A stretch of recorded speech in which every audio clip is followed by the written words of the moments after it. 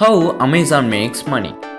Amazon is one of the most valuable and successful companies in the world. Let's have a look at its revenue of last decade. Its revenue sources can be divided into these three segments: North America, International, AWS.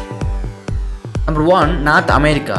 This segment consists of revenue earned from retail sales and subscription through North America.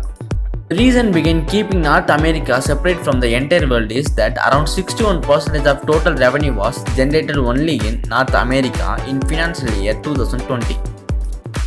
Number 2. International. The segment consists of revenue earned from retail sales and subscription through all global stores except North America. Number 3. AWS.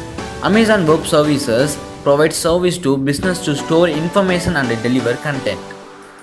Although this segment generated only 12% of total revenue of financial year 20, but the fact is that Amazon is 59% of operating income came from this source in financial year 20. If you double the number of experiments you do per year, you are going to double your inventiveness.